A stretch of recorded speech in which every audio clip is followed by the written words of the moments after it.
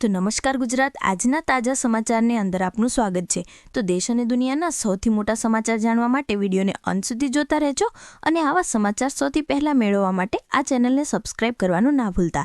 તો મિત્રો, આજના પ્રથમ સમાચાર વિશે વાત કરીએ તો શું ખરેખર વાવાઝોડાની કોઈ ગુજરાતમાં અસર થવાની છે કે નહીં અને ડરવાની જરૂર છે કે નહીં તેના વિશે સચોટ માહિતી આપીએ તો બંગાળની ખાડીમાં અત્યારે સનિયાર નામનું જે વાવાઝોડું આકાર લઈ રહ્યું છે તેને કારણે મિત્રો 22 થી 30 તારીખ વચ્ચે જે આવ્યું છે અને 15 ઇંચ સુધીના વરસાદોની આગાહીઓ પણ કરી દેવામાં આવી છે।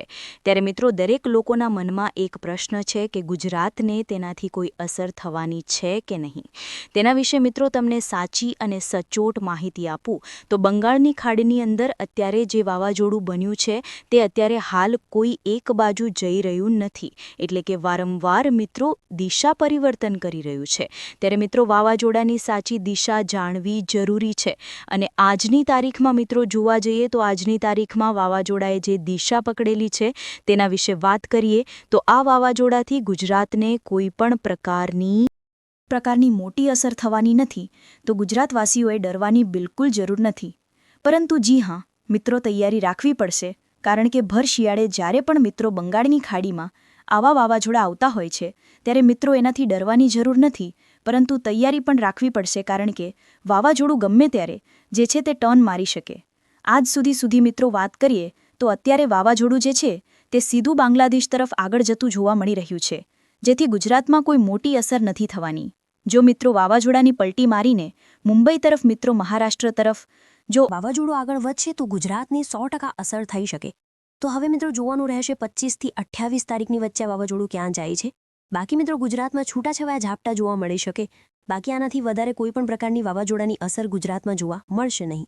ત્યાર પછીના મહત્વના સમાચાર વિશે વાત કરીએ તો મિત્રો, જો ખેતી બંધ થઈ જશે તો ખાશું શું તેવું મિત્રો કહેવામાં આવી રહ્યું છે, કારણ કે તમે અત્યારે મિત્રો જાણી રહ્યા છો કે ગુજરાત રાજ્યના ખેડૂતોની હાલત ખૂબ જ કફોડી છે। ત્યારે ઘણા બધા ખેડૂતો મિત્રો ખેતીમાંથી જે છે તે આગળ વધી રહ્યા છે, ખેતી કરવાનું પણ બંધ કરવાને લઈને મિત્રો ઘણા બધા ખેડૂતોએ જાહેરાત કરી છે। ત્યારે મિત્રો તમને જણાવી દઈએ, આમ નામ થતું રહેશે તો ખેડૂતોએ જે છે તે મજબૂરીમાં ખેતી બંધ કરવી પડશે, કારણ કે અત્યારે મિત્રો ખેડૂતોની જે હાલત છે તમને મિત્રો જણાવી દઉં, સૌથી પહેલાં તો ખેડૂતોએ બિયારણ લાવવા પડે છે, જંતુનાશક દવાથી માંડીને મિત્રો ખેત મજૂરીના ભાવ, આ બધી વસ્તુ કાઢતા મિત્રો જ્યારે ખેડૂતોના પાક તૈયાર થાય છે ત્યારે ખેડૂતોને કોઈ પણ સારો ભાવ આપવામાં આવતો નથી। ગઈકાલે જ મિત્રો ડુંગળીના મિત્રો 2 થી 10 રૂપિયા કિલો માર્કેટયાર્ડમાં ભાવ ચાલી રહ્યો છે। આનાથી ખેડૂતોને મજૂરીના પૈસા પણ નીકળતા નથી। માત્ર ડુંગળીની વાત નથી મિત્રો, બધા જ પાકમાં હાલત આવી છે ને જો સારો ભાવ મળે તો વરસાદ અને વાવાઝોડાને કારણે ખેતીમાં નુકસાન આવી રહ્યું છે।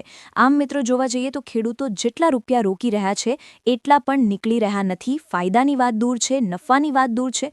આને કારણે મિત્રો હવે ઘણા બધા ખેડૂતો જે છે તે ખેતી તરફથી આગળ વધીને ખેતી છોડવાનું વિચારી રહ્યા છે। ત્યારે દરેક લોકોના મિત્રો મનમાં એ પ્રશ્ન છે કે લગાતાર જો આવી હાલત થતી રહેશે તો ખેડૂતો આગળ જઈને જો ખેતી બંધ કરશે તો ખાશું શું, કારણ કે અત્યારે મિત્રો ગુજરાત રાજ્યના પ્રત્યેક ખેડૂતોના માથે 56,000 રૂપિયાનું દેવું છે। આ મિત્રો પ્યોર મિત્રો જે સર્વે કરેલા આંકડા છે તે મુજબ અમે તમને જણાવી રહ્યા છે। ત્યાર પછીના મહત્વના સમાચાર જોઈએ તો સહાય જાહેર કરવામાં આવી છે પરંતુ મળી નથી। જી હા મિત્રો, તમને જણાવી દઈએ તો તમને ખેડૂતો માટે દર વર્ષે મિત્રો જે વરસાદ અને ઝાપટા પડે છે, માવઠા પડે છે, ત્યારે મિત્રો સરકાર તરફથી સહાય જાહેર કરવામાં આવે છે। સેમ ટુ સેમ મિત્રો આ વર્ષે પણ એવું જોવા મળ્યું છે। દિવાળી પછી જે કમોસમી વરસાદ આવ્યો 5 થી 10 દિવસ, તેને લઈને ખેડૂતોને આ વખતે મબલક નુકસાન ગયું લાખો કરોડોનું।